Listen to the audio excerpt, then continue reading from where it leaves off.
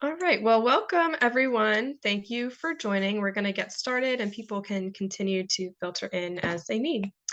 So, good afternoon and welcome to today's webinar, the overview of the Traumatic Brain Injury Fund. Thank you for joining us. My name is Rachel Ishak and I'm a community outreach specialist at the Brain Injury Alliance of New Jersey. The Alliance is a nonprofit organization with a mission to provide education, awareness, prevention strategies, advocacy, and support for those who have been impacted by brain injury. I want to announce that we have a tab on our website where you can view and register for all of our upcoming webinars for the next few months. Our next webinar will be held on February 13th, and we will be talking about suicide and TBI. You can register for all of our webinars using the link I've just placed in the chat. And we are also hosting our free regional trainings on March 5th, 7th, and 12th, respectively. And you can see all the different locations here on this slide. The topic for this training will be brain injury in children and adolescents. So if you're interested in registering for the free training, you can go to our website or you can see this link I have posted here. Just a couple of housekeeping notes before we begin the presentation. The attendees' microphones have been muted. So if you have any questions today throughout the presentation, please type them into the Q&A box. And then at the end of the presentation, we get to as many of those questions as we can.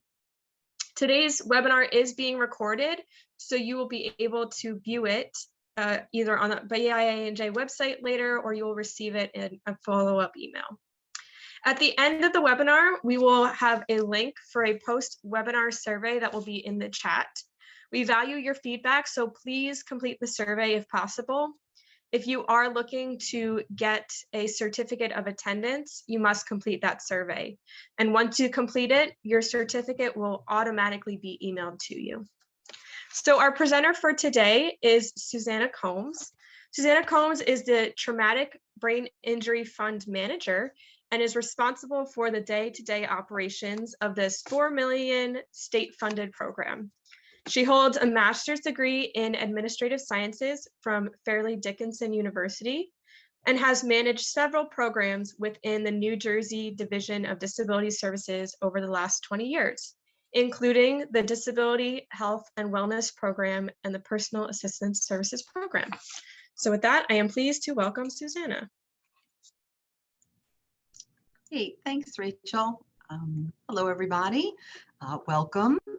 I am really happy to be here and happy that I was invited to talk a little bit about the Traumatic Brain Injury Fund, or the TBI Fund, as you'll hear me refer to it, because at the state we like our acronyms. All right, so without further ado, I'm going to go ahead and jump right into the presentation. Hopefully I won't have any technical difficulties. I'm not really technologically advanced, but I'm going to give it a try.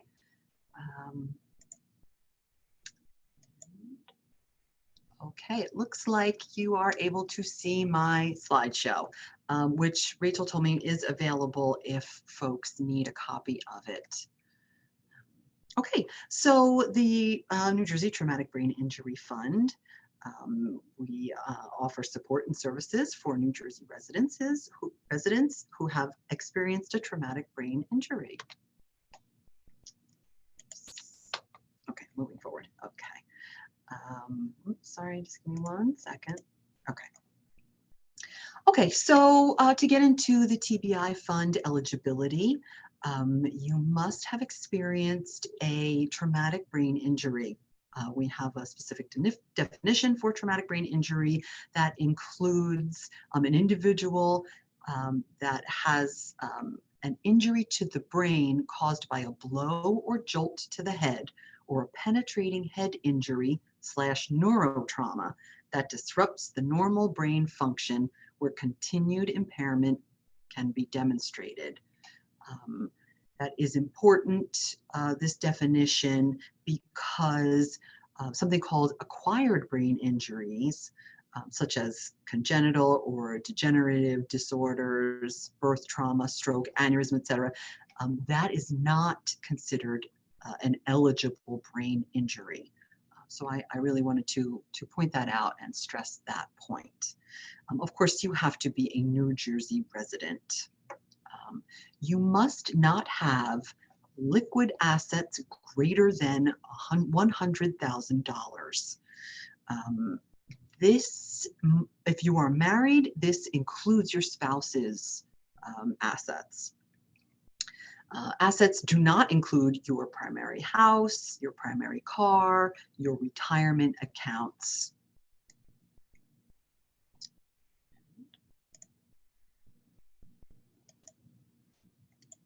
Okay, sorry about that. So the TBI Fund, we get referrals from all over the place. Of course, through our partner, the Brain Injury Association of New Jersey, through our own internal information and referral unit. It is renowned throughout the state, our INR unit. We have certified information and referral specialists. Our office is the one that publishes the resource guide that hopefully everybody here is at least a little bit familiar with. Tons of information, and our resource specialists do talk to folks on a daily basis and will educate individuals about the TBI Fund and provide referrals to us. Of course, there's hospitals and rehab centers, and probably the best, probably the biggest resource and referral is word of mouth. Oops, going the wrong way. Okay, so major causes of traumatic brain injury. This information, I believe, was taken from the CDC's website. You can see falls, assaults, neurotrauma. The most common causes of TBI that we see here at the TBI Fund are from motor vehicle crashes, falls, and then the third being assaults. So I'm going to talk a little bit about the administration of the fund, the organization of the fund, our partners, and a little bit about what each of the partners contributes to the fund. So first of all, the Traumatic Brain Injury Fund is governed by statute, and then of course by regulations. So I honestly don't know the year, forgive me, when the Traumatic Brain Injury Fund law was enacted, but it was enacted by legislators, by the governor. There is a TBI law. Our regulations are based off of that statute and actually are very closely, closely based off of the statute. The TBI Fund statute is pretty specific. If you ever were interested, had the opportunity to look it up, it's pretty detailed, more so than a lot of other programs are. So of course that is what guides the TBI Fund. The Division of Disability Services administers the fund, of course, for the Department of Human Services. The fund is comprised of, the TBI Fund has a review committee. The review committee is comprised of public members who have experience in or knowledge of traumatic brain injury. We've had family members of someone with a traumatic brain injury. We've had individuals with traumatic brain injury, and currently do, on the review committee. We have clinicians, a neuropsychologist. There have been several review committee members, throughout the year, have come and gone, and so they meet monthly, and we do it virtually. But we meet monthly, where the review committee meets monthly. The DDS, of course, staffs the review committee, and the responsibility of the review committee, is primarily to review plans or requests for service and support. The committee uses their experience, their knowledge in reviewing the appropriateness of the plans, and rendering determinations on the plans. They're looking at clinical appropriateness. They're looking at, are there other areas that perhaps they feel may need addressing, or at least some looking into, making sure connections have been made. If they see, they may see something and offer a resource. Hey, has the case manager thought of this resource or provided this resource? And so they're looking at the plans sort of from that perspective, and then of course rendering determinations on these plans. The review committee also does hear the initial appeal, in the appeal process. So if a determination has been made to deny a particular service or eligibility for a particular individual, and that individual does appeal that denial, the review committee would take a second look at that decision. They, of course, can change the decision at that point, or they can reaffirm that decision. And at that point, the individual would have the right to a public fair hearing with the Office of Administrative Law in front of a judge, where we could talk about the appeal and the decision that was made. The review committee also does have input on policies, regulations. The review committee has a lot of touch on the Traumatic Brain Injury Fund. So that is important to note. We also have the New Jersey Advisory Council on Traumatic Brain Injury. Now that was established in 1998. I happen to know that year. And it is established to provide advice and recommendations to the governor and commissioner of Department of Human Services, and also the Traumatic Brain Injury Fund. So the Advisory Council, their mission is not solely to provide recommendations or guidance to the fund. They are providing larger recommendations and guidance, to the governor, to the state. I believe that the Advisory Council is working on a strategic state plan currently. The Advisory Council meets quarterly, and they meet via a webinar similar to this. I believe there's 26 members on the Advisory Council.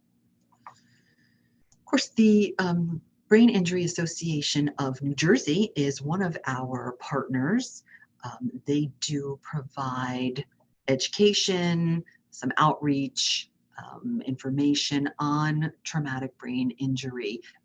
This session is one of the ways that they provide education. They have lots of good stuff that they do for us.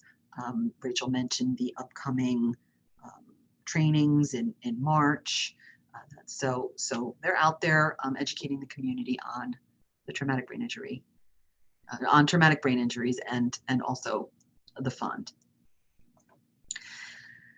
We also partner with case management agencies, and I'm going to talk a little bit about, what the process of the Traumatic Brain Injury Fund, and so some of this will make a little bit more sense once we get into that. But in talking about our partners, case management agencies are a very important partner of ours. They are the individuals that work closely with our TBI Fund beneficiaries, providing resources, helping support them in developing their plans or their requests for supports and services. It's kind of synonymous. A beneficiary will request supports and services. We call it a plan, just so you know, in case I flip back and forth on my terminology there. But the case managers support the beneficiaries in identifying needs, identifying resources and services to meet those needs, and then supporting them while they are receiving those services. Okay, so I did want to talk for a moment about sort of the review, the overview of our process. Forgive me if I just run through my notes for a second. Okay. So to apply to determine if you're eligible for the fund, we do, of course, have an application. It is a one-page document that is completed by the individual who is applying for the fund, or his or her guardian or power of attorney. Certainly, family members can assist the individuals in completing the applications. In addition to the application, there is another document that must be provided. That is, we just call it the medical documentation form. This must be completed by a medical doctor or a neuropsychologist.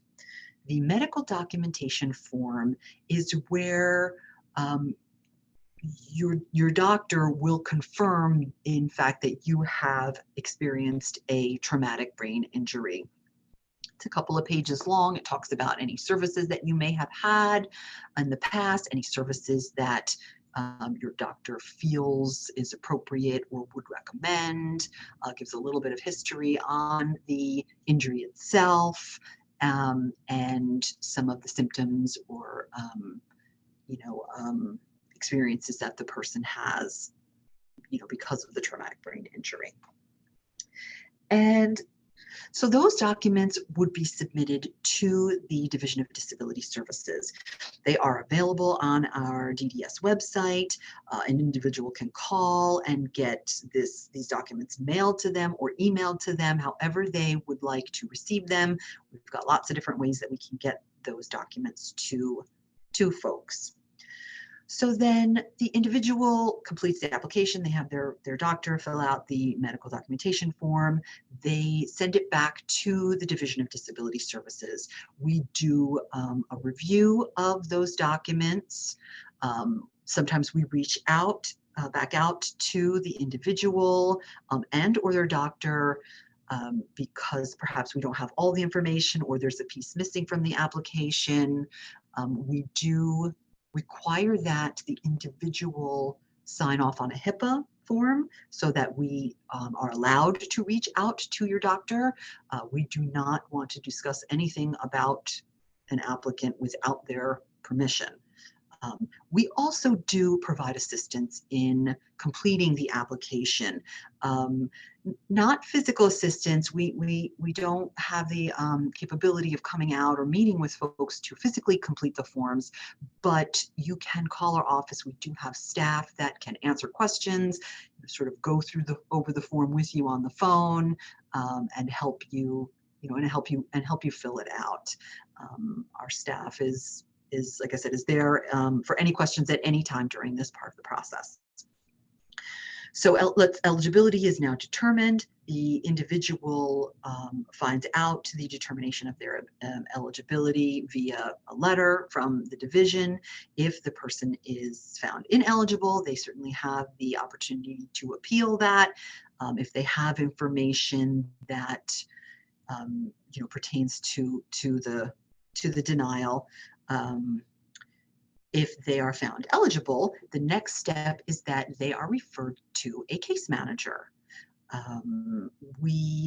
Like I said, we have case managers throughout the state, different agencies. They work in every single county.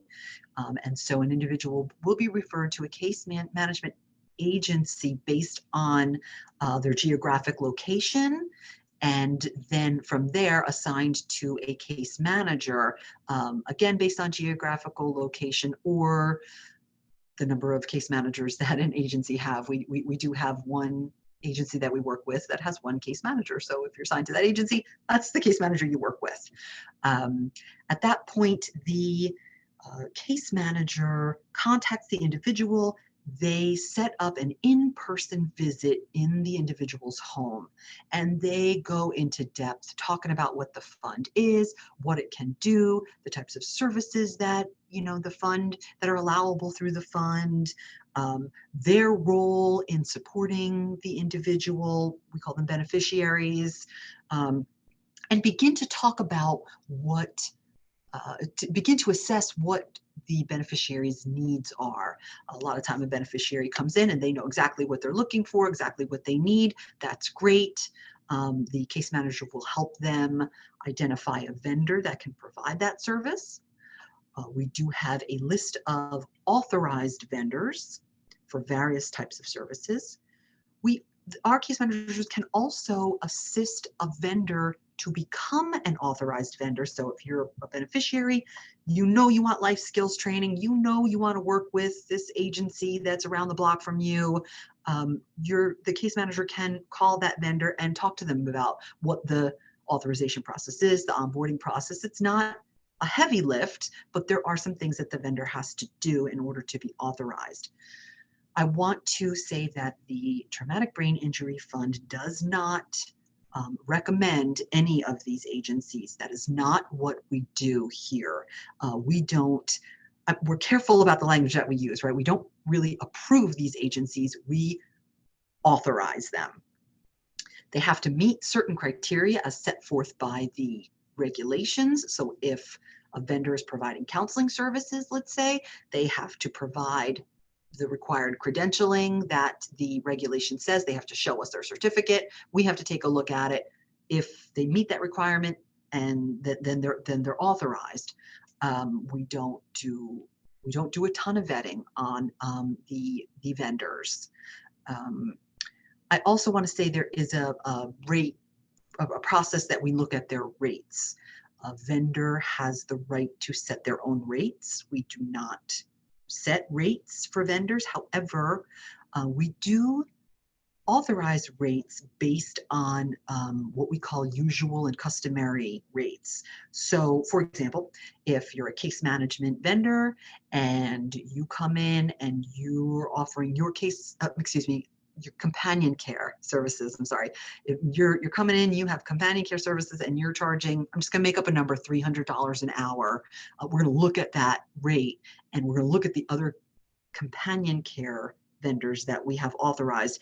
And if that rate is around the same rate as the other companion care vendors, then that rate's going to be authorized. If that rate is significantly higher than the other companion care vendors that we have authorized, we will go back to that vendor and say, unfortunately, we cannot authorize you at that rate. The vendor could change their rate, lower their rate, whatever they want to do. They can choose not to become a TBI authorized vendor. That's their choice. If you are a beneficiary who is found eligible and you really don't know, exactly, what your needs are or exactly how the fund can help you, the case manager will talk with you, and they provide an assessment where they spend time talking to you, about how you accomplish certain tasks, what areas of your life you're looking, maybe for change in, and then the case managers will recommend certain allowable services to you. That is that's part of their charge, to help guide you if you in fact need some guidance in terms of the areas of support that we can provide. Together, you will come up with a request for supports and services or a plan that is submitted to the Division of Disability Services.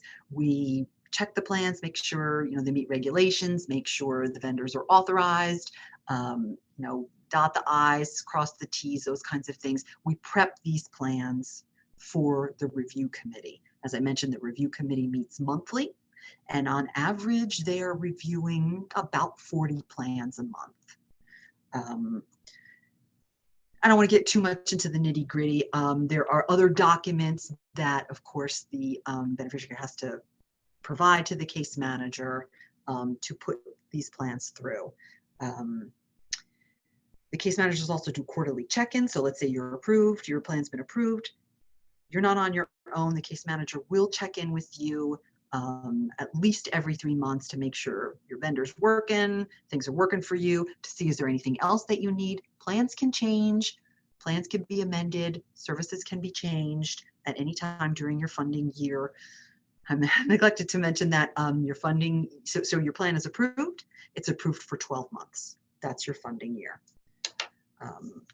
The Division of Disability Services pays the vendors directly. So at no time are funds provided to the beneficiary. They don't have to worry about that stuff. It doesn't look like income coming in if they're on other, programs. We deal directly with the vendors in terms of paying them for the services that they provide. Okay. Okay, we do have a lot of eligible supports and services. I believe there are something like 30 categories of supports and services that that are allowable by our regulations. I'm not going to read them, but here is a list of, some of the examples of the types of supports and services that you can get through the fund. All supports and services have to be related to your brain injury. So I do want to make that a point. Okay, so in terms of some frequently asked questions, this page probably captures a lot of the questions that we have in terms of what is eligible for the fund. Like I said, we have a bunch of services and supports. However, I want to stress that the Traumatic Brain Injury Fund is the payer of last resort. If an individual or a beneficiary has health insurance, they have to attempt to access those services through their health insurance. If their health insurance gives them a denial, says we don't cover that service, then the beneficiary can come to the Traumatic Brain Injury Fund with that service, and if it's an allowable service through the fund, then we can put forward a plan. There's a little, some caveats to that. If your insurance covers the service, but not the particular provider that you want to use or clinician that you want to use, you would still have to go through your insurance. If your insurance provides that service, you have to use a provider that accepts that insurance. You can't come to the fund with that service if in fact your insurance will cover that service. The same goes true if you're involved in other programs. For example, Rachel mentioned that I was the manager for the Personal Assistance Services Program, the PASP program, for a number of years. If you are an individual on the PASP program, and that program provides personal assistance care, then that's the program that you have to get your personal assistance from. The Traumatic Brain Injury does offer personal care assistance if you need it. But if you're on PASP, that's where you're going to get your personal care from. You can get other things from the TBI fund that the PASP would not cover, get things from the fund that your insurance would not cover. So I just wanted to take a minute to sort of stress that, because that is a difficult point sometimes. The TBI fund does not provide financial assistance. As I mentioned, at no time does any funding go to the beneficiary. We do not reimburse for services except for one area, and that is transportation. Otherwise, we pay the vendor directly. If I sustained my TBI 20 years ago, am I still eligible to apply? Absolutely. Does not matter when your traumatic brain injury had occurred. You just need some documentation from your medical, from your doctor. We've had instances where it was so long ago there is no existing documentation, right, about your brain injury. But if you go to your doctor and your doctor says, yes, I confirm that this person has, symptoms of a TBI. Yes, I confirm that I believe this person did experience a traumatic brain injury. Then that's okay. Then that's certainly acceptable, and you can be determined eligible for the fund. There is no age requirement for the fund. So we serve children, we serve seniors, anybody. Okay. So here's just some contact information for the fund. I would love to put that in the chat or somewhere where you can get it. I'm not so good at doing that, but maybe Rachel can help me out with that. Certainly, like I said, you will have access to the slides if you need them. This information is there. This information is also on our DDS website. And that concludes. I did rush at the end, but I think just for the sake of time, I felt I needed to. So I'm going to stop sharing so that everybody knows that we're all done here. All right, great. Thank you so much, Susanna, for all of that really helpful information. And we do have many questions that we're going to get to, so Okay. we will handle those in just a second. I just wanted to clarify, because we had a lot of questions about this in the chat. We will be sending out the recording of this presentation and the slides to everybody who registered. So you don't need to opt into that. You will automatically get it after the webinar. So stay tuned for that. All right, so we'll start at the top here. There were some questions about the assets. It sounded like number one, is the $100,000 limit a new thing, or has that been kind of in place for a long time? Okay, so I'll answer that question. It is in the statute, so that has been in place for a long time. People's finances change, from year to year potentially. So we do require that an individual lets us know if their assets go above that threshold. Okay, great.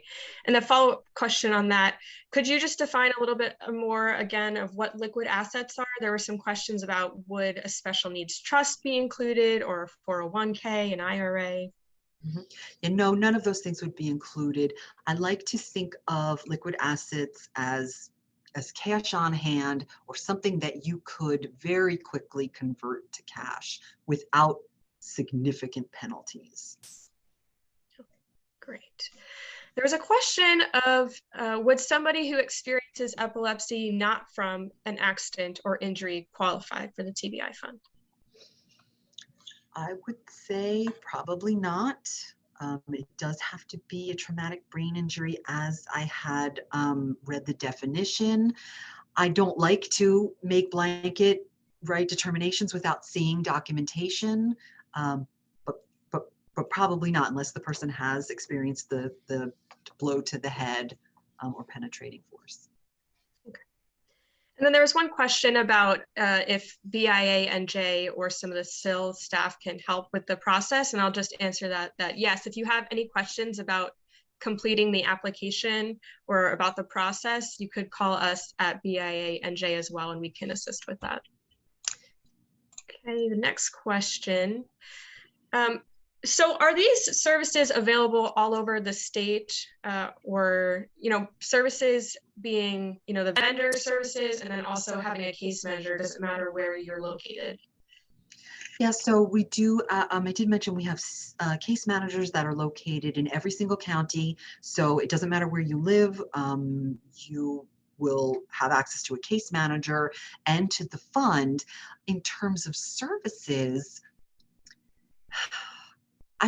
we have authorized vendors. Can I say, if you're looking for companion care, can I say that there's a companion care vendor that's authorized currently in the county that you live in?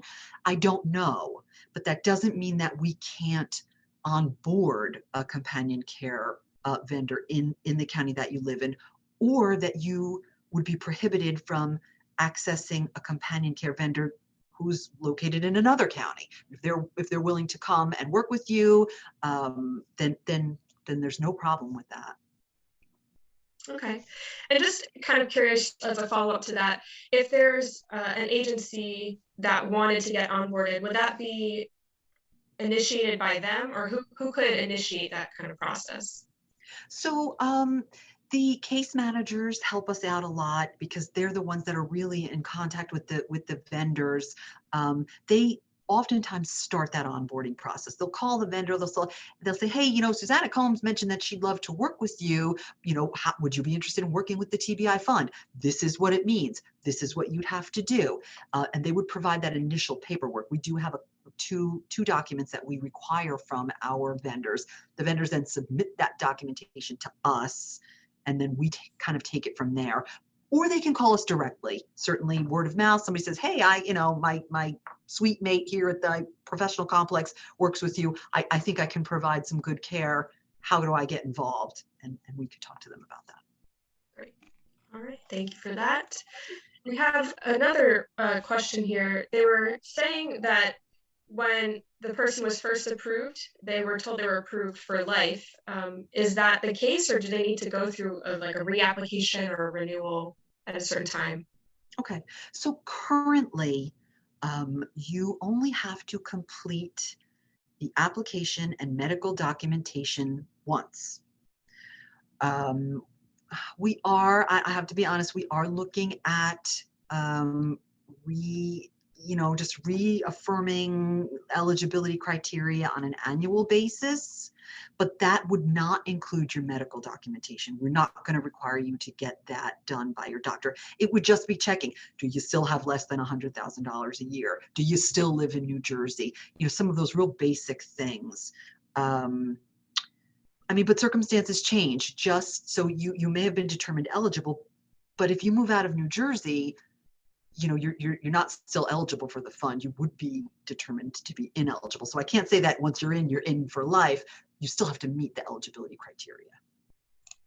Great, thanks for clarifying that. And actually, just you mentioned, if you move out of New Jersey, do they have to live in New Jersey for a certain amount of time before they're considered eligible? Oh, yeah. Well, we do have a 90-day look back. Honestly, that's kind of an old regulation. We want to make sure that you're a New Jersey resident. And do you happen to know, do other states have similar funds? Yeah, actually, we just had someone from Colorado talking to our advisory, the TBI Advisory Council. That was earlier this week. So there are other states that have programs like this. Great. Another question was, somebody wanted to know if a patient can apply before they know how they want to use their funds. Absolutely. Great. Okay, the next question is, what is the average turnaround time to respond to an application and receive requests? Okay. So if we're talking about an application, once the application is complete, and as I mentioned, I will say that we oftentimes have to reach back out to the individual because there is missing information. We are continuously looking at our application process, trying to make it easier, more user-friendly, but we very frequently have to reach back out to the individual and oftentimes their medical provider to get additional information. That hinders the process, right? That's the biggest slowdown. Once we have all the information, we're looking at this stuff, I would say, applications weekly. After we have everything, the turnaround time is pretty quickly. We say, yes, you're eligible. We a couple of days would send you, refer you to a case manager, and they would reach out. They're usually reaching out within a day or two once they get the referral. So once we know you're eligible or we have everything we need to determine that, it moves pretty quickly. Great, thank you. We had someone here mentioning that they happen to live in an area that might not have any active available resources. So are they still, being contacted by a case manager? Is there still like a line of communication, even though they might not be able to access available resources at the time? The answer is yes. So what the case manager should be doing is working to find, resources that are local to you that you can access. If you have a need, I need companion care, your case manager should be looking for companion care vendors that you can work with either in your area, new ones that they can onboard. The individual certainly can be calling, vendors as well, if they've heard of them, trying to onboard them. If you're in a position where you're not getting any services for the moment, that is fine too. Your case manager will follow you. That's our little term, follow you, but stick with you and continue to do quarterly check-ins for up to 2 years after the last time you actually received services. So they keep checking back with you, for 2 years. And then after that, if you're like, look, I stop bothering me, I don't need this right now, or whatever the case may be, you're just flipped to an inactive status. You can come back 3 years from now and say, hey, I have a service now that I need, or I'm interested in services again, and we would just reconfirm your eligibility. Make sure you live in New Jersey, those things, and then we can flip your status back to active and get you hooked up with a case manager pretty quickly. Great, thank you for clarifying that. Another question we have here is, how does the fund assess for assets of pediatric TBI patients? That's a good question. I hate to say things that I'm not 100% positive about, but I'm pretty sure that we look at parental assets. But that's a question that I'll have to double check, and I can either let Rachel know or however to get that information to the individual that's asking. Sure. Yeah, you can also call, that person can call us directly, and I'll have the answer by the time they call. Okay, great. Yeah, I can get the answer to them. Okay, another question. If the insurance pays for part of a service but not the full cost, can the TBI fund pay the rest? Yeah, that's another tough question. I believe the answer is no, that we don't pay for partial, we don't cover the rest that the insurance won't cover. I wanna say something quickly at this point that I think is important. We are looking at the traumatic brain injury fund regulations right now. They are due to sunset. We here at DDS are meeting weekly, looking at the regulations, taking in all of the feedback that we've been hearing from beneficiaries, from case managers, from vendors, and looking to make this fund work better for people. So I just want to say, is that an area that we have talked about? Yes, it is. I can't promise what the changes are going to be, and there will be opportunity for public comment on the proposed changes. That goes out through our email blast. That'll be on our website. I'm sure Brain Injury Association will know all about it, so they'll be able to let folks know as well that they can comment. So I just wanted to add that piece. Thank you. Thanks for adding that. I know you just covered this, but I just wanted to have a clarification one more time. So once somebody submits their application and they're approved, but they need to continue to review their plan and their services a certain period of time. So when you submitted your application and you've been determined eligible, hopefully you'll be requesting services and getting services, and then it's no problem. If you're, for whatever reason, you've stopped services for a little while, you've got something else going on in your life and you can't deal with this right now, that's perfectly fine. You remain, we call it a dormant status.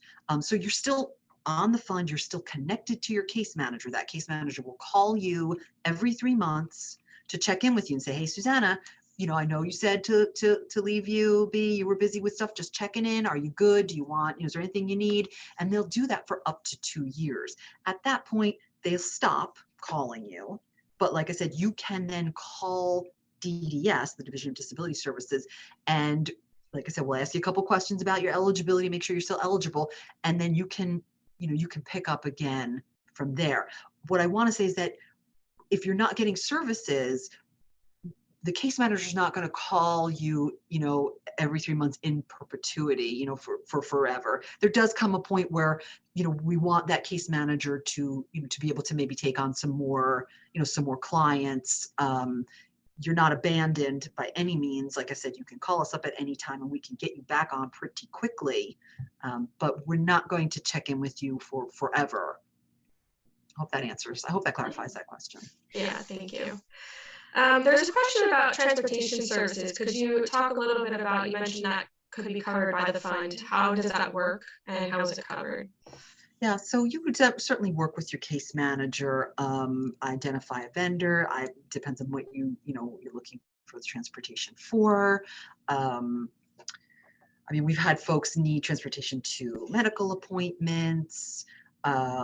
Maybe one time we had somebody needed transportation to a medical appointment or some appointment that was pretty far away. So their regular transportation, the regular person that would drive them around wasn't willing to do that. So they requested it through the fund. We were able to, to pay for that request. There is an opportunity for you to be reimbursed for some transportation. I believe that's things like maybe Uber, I have to be honest, I've yet to experience a reimbursement for transportation. So I will also say that I've been with the fund about 6 months now. So I'm still, still learning some and getting involved in some of these experiences. So I might be able to look in further, answer some specific transportation questions if the person wants to reach out to our office. Great, thank you. Mhm. And there's just a comment to just reiterate that services are granted for a year at a time, if you can confirm this. So you have a service for a year, and even if you want the same service for the next year, it has to be re-evaluated or reapproved. That is correct. So if we call it a funding year. So when you submit a plan and it gets approved, that starts your funding year. And you will have that funding years for 12 months.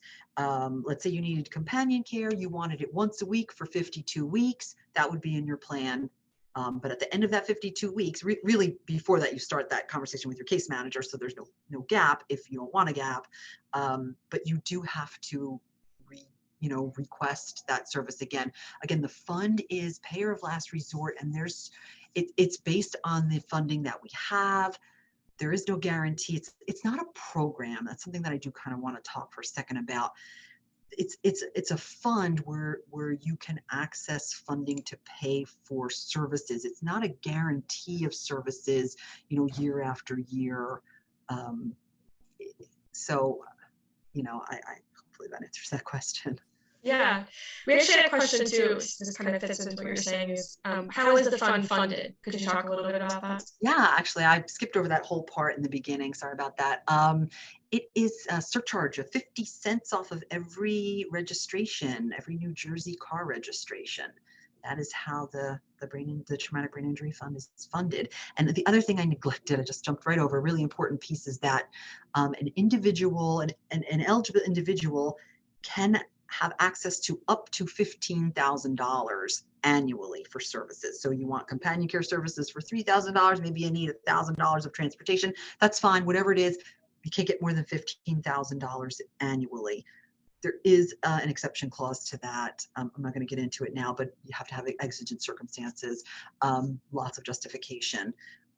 Over your lifetime, the cap or the limit is $100,000.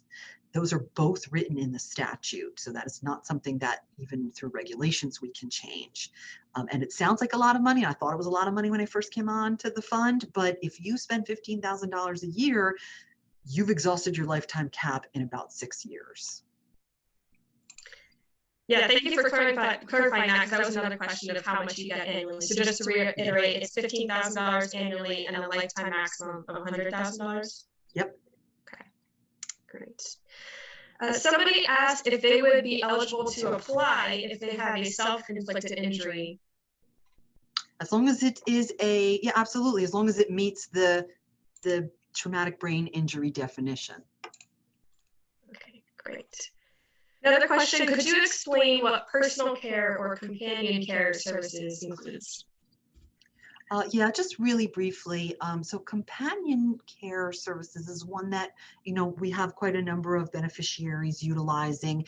It is where an individual, you can get in-home companion care and out-of-home companion care. In-home companion care is where an individual could be from an agency, but it doesn't have to be. It could be someone that does not live inside your home. So if you have a neighbor, something like that, they can be onboarded as a companion care provider.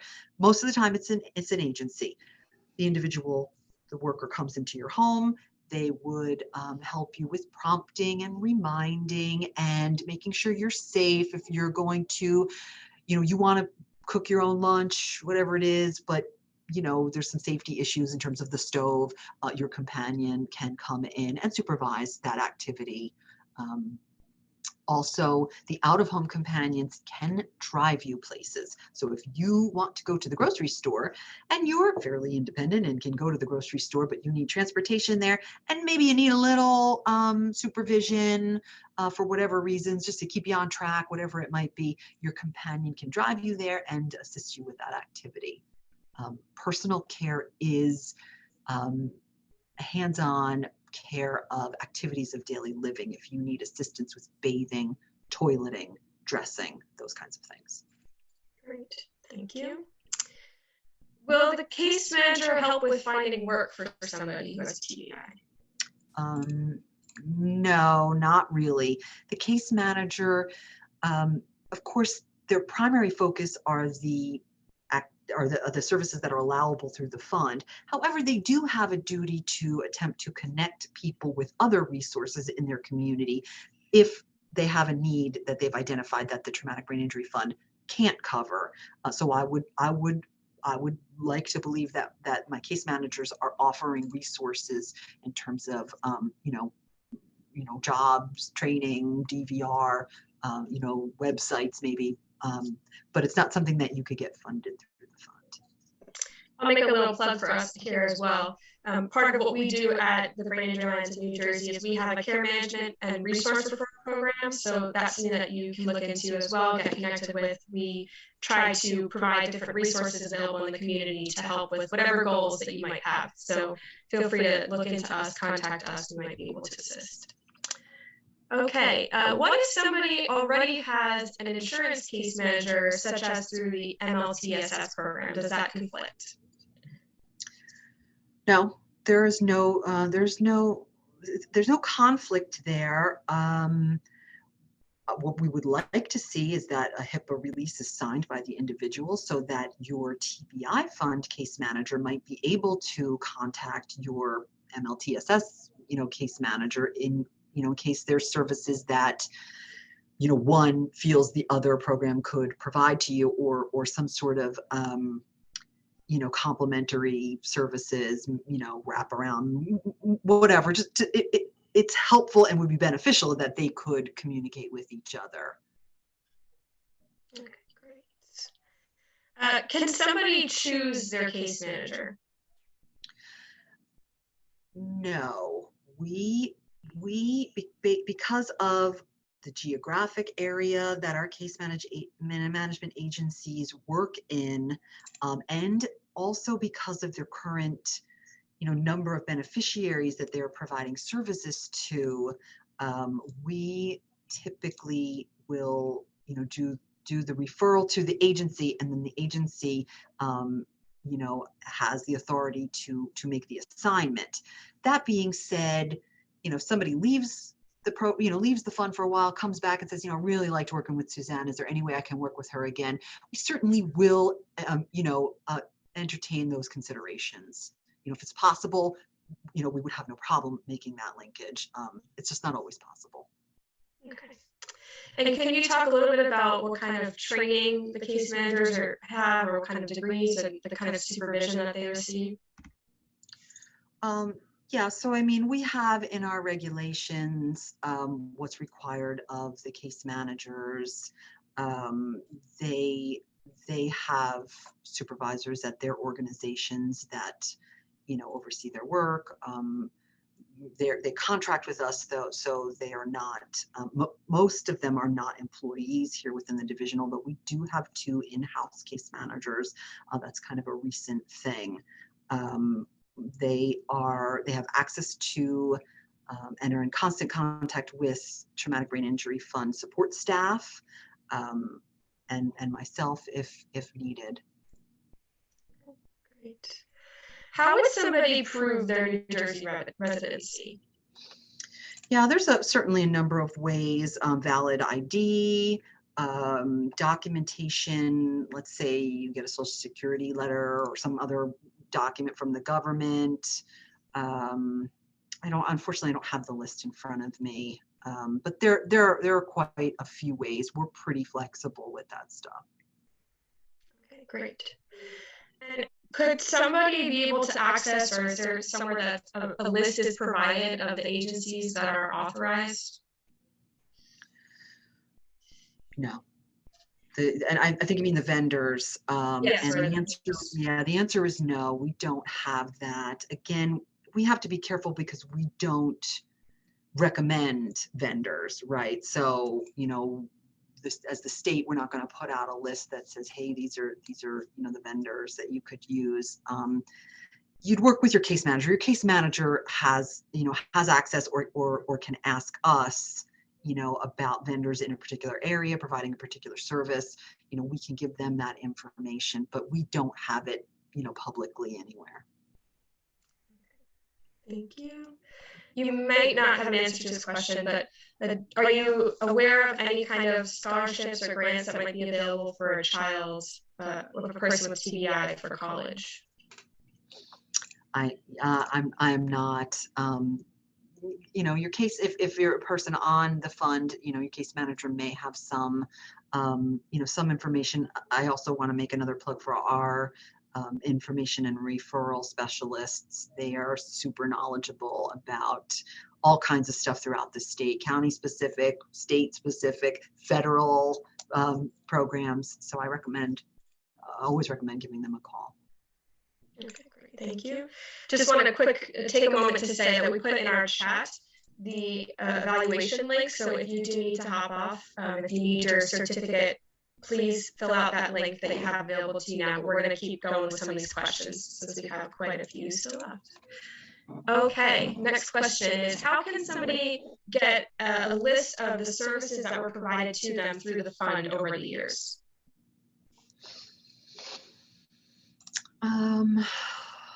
That's a good question, one I have not been asked before.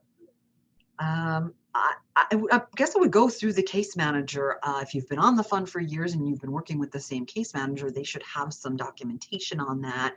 If you've had different case managers over the years, we might be able to fill in some of the gaps here, at the division from our records. Thank you. Another question is, if someone wins a large settlement, would they need to pay the fund back for any of the services that they received? Yeah, it does say that in our regulations. Again, I have not experienced that so far, but yeah, we do say that because some of our folks have like lawsuits pending, right? Because maybe whatever the injury was recent or whatever, and they do get a large settlement. They certainly are not eligible for the fund if it's over $100,000, but we do have language in the regulations that say that we could recoup costs. Okay, thank you for clarifying. Are BCBA services available to help with TBI? I don't know what that stands for. Like behavioral services? Is that available through the fund? Is that covered? We have, yeah, I think so. We have counseling services. That's certainly something that is covered. What was I just going to say? It just went right out of my head. Addiction services. Yeah, I mean, certainly talk to a case manager, and they'll be able to provide that kind of, work with you to see if it's something that we can get to fit with the regulations. If it doesn't necessarily, I think so. I think the answer would be yes. Okay, thank you. This is a little bit of a specific situation, but somebody's saying that they had lost their ability to speak another language due to the TBI, and they were denied services because they said that they spoke English just fine. So is that something that they could appeal?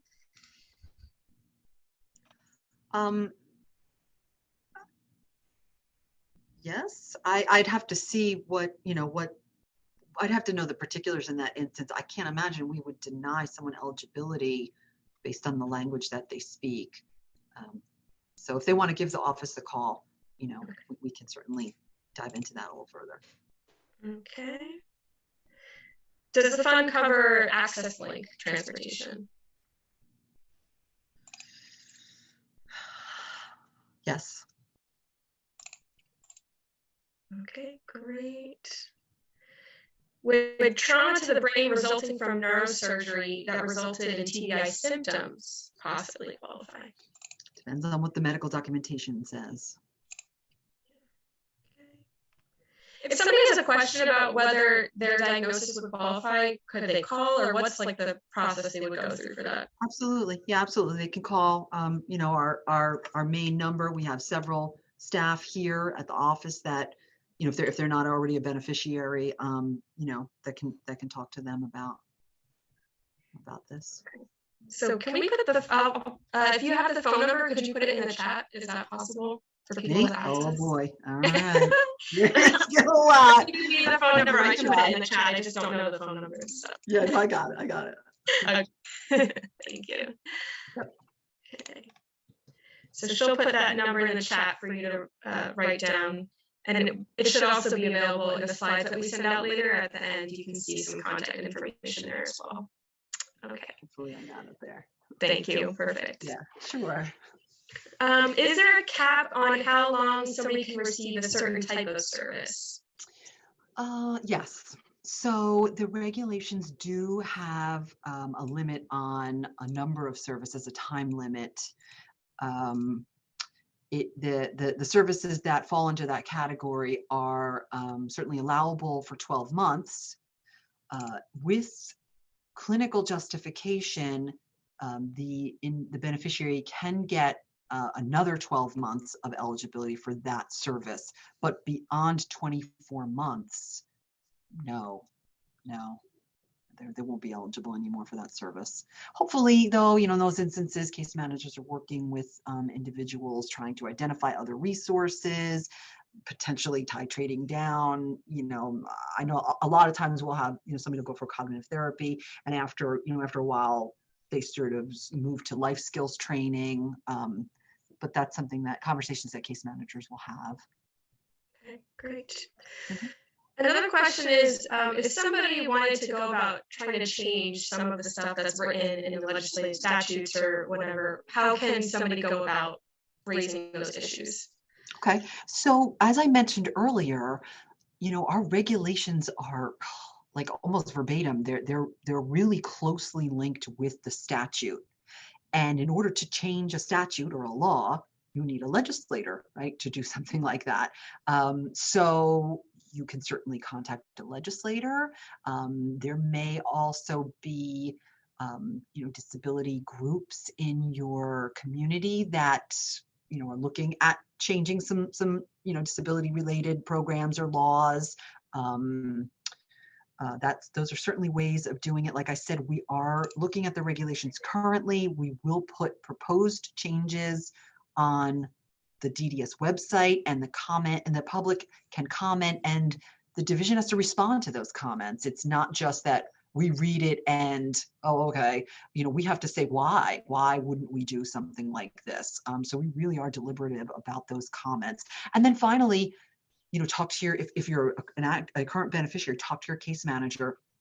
I meet with the case managers every other month, and, you know, they share always with us, you know, what their beneficiaries are saying, what changes they'd like to see, you know, where they'd like to see this going. So we are very receptive to, you know, to that information and using it to make, you know, informed decisions. Thank you for clarifying that. Could you just speak a little bit to, if somebody is a part or beneficiary of the fund and they received some type of abuse or something like that at the hands of a caseworker, how can they report that and how can that be investigated? Yeah, they should definitely call our office immediately. And that would be the main number that we put in yes. the chat. Okay. Okay, thank you. There's a question about the TBI resource guide that you mentioned earlier. How could somebody access that? Yeah, it's not just a TBI resource guide, unfortunately, right? But well, fortunately and unfortunately, I wish there was a TBI resource guide, but this is about all kinds of disability related services. It is called New Jersey Resources. It is on the Division of Disability Services website, but it's also, I'm sure, on the Department of Human Services website, because they're so proud of this document. I'm just to the division's horn for a second. They love this document. They're always adding, you know, resources to it.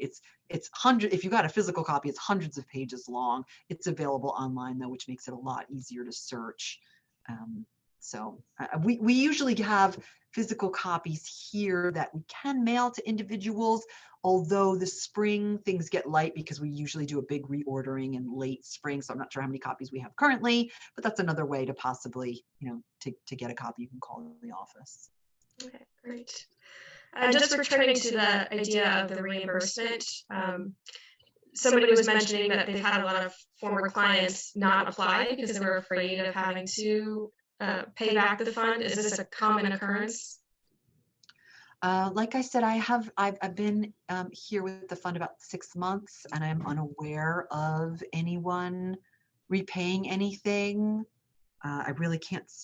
I just don't have the knowledge to really answer that question. I can certainly look into it if that person wants to reach out to the office. I can find out, how often we've recouped money, how that happens. Okay, great. All right. Well, we are pretty much over time. So, I apologize if your question did not get answered today, but if you have more questions, please reach out to me. I will put my email address in the chat. And if you send me your questions, I will send them along to Susanna and get an answer for you and get back to you. And we can have them answered that way. Or you could feel free to call the DDS number that Susanna put in there.